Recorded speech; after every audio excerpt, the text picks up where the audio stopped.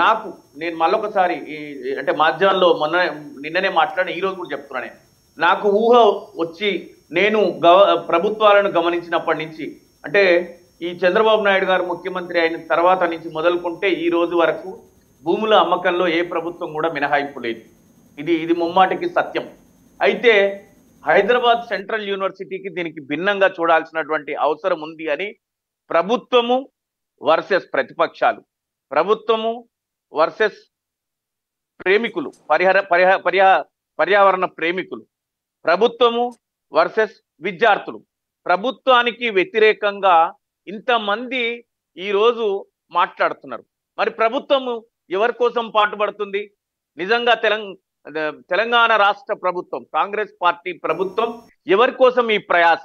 ప్రభుత్వం చెప్పేది ఏంటంటే ఈ ప్రయాస అంతర్జాతీయ సంస్థలను ఆహ్వానించి పెట్టుబడులను సమీకరించుకొని భూములను వేలం వేస్తే వచ్చే 10,000 కోట్ల నుంచి 12,000 కోట్ల రూపాయలు ఇచ్చినటువంటి హామీలు సంక్షేమం కోసం ఉపయోగిస్తాం, తద్వారా ఉపాధి కల్పన జరుగుతుంది అనేటువంటి మాటలతోని ముందుకెళ్తూ ఇదే అంశాలను చట్టసభలో అసెంబ్లీ సాక్షిగా ముఖ్యమంత్రి గారు ప్రస్తావించారు. ఇది దీని చరిత్రలోకి ఒకసారి వెళ్దాం.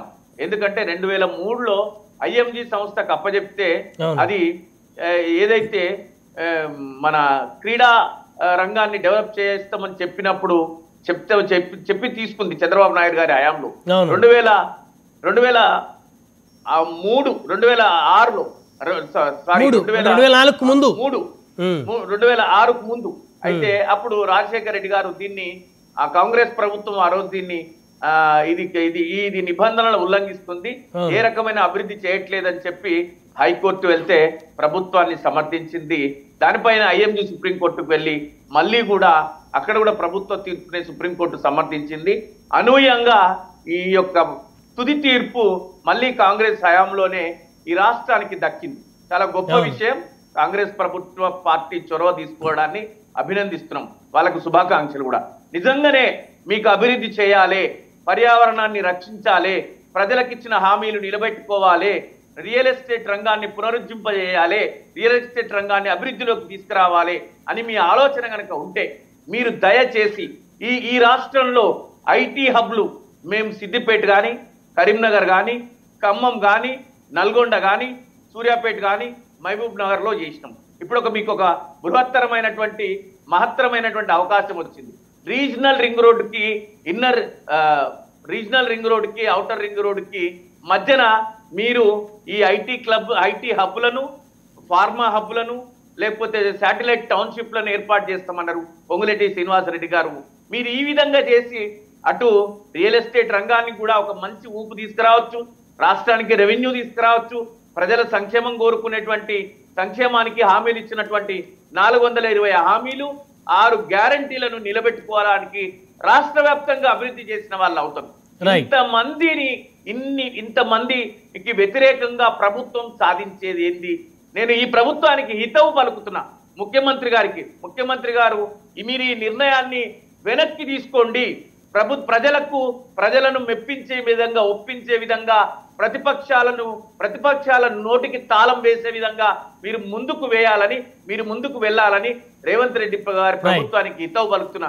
మీరు యువ నాయకులు, ఉజ్వలమైనటువంటి భవిష్యత్తు వ్యక్తి, మీరు ఇట్లా ప్రజా వ్యతిరేక కార్యక్రమాలు చేపట్టి ప్రజల నోళ్లలో ఉండిపోకండి. ప్రజా ఉసురు మంచిది కాదు, ఇది మీకు మంచిది కాదు, క్షేమం కాదు.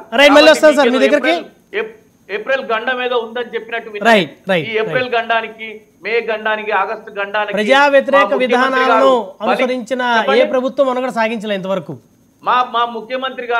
మన ముఖ్యమంత్రి గారు బలి కాకుండా భవిష్యత్ అంతా గొప్ప ఉజ్వల భవిష్యత్తు ఉండాలని నేను కోరుకుంటున్నా. ప్రభుత్వం ముందుకు సాగాలని నేను ఈ ప్రభుత్వాన్ని కోరుకుంటున్నా. ఇంకొక మాట చెప్తా. నేను తొలి మాటలో ఇంకొక మాట చెప్పాలి.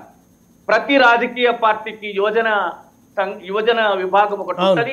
కాబట్టి విద్యార్థులు వాళ్ళ పనులు వాళ్ళు చేసుకొని రాజకీయ పార్టీలకు విద్యార్థులు వీలైతే మద్దతు ఇవ్వండి, కానీ మీకు మద్దతు ఇచ్చే విధంగా రాజకీయాలను ప్రోత్సహించొద్దు. ఇది స్వాతంత్ర్య సంగ్రామం కాదు, తెలంగాణ ఉద్యమం అంతకంటే కాదు.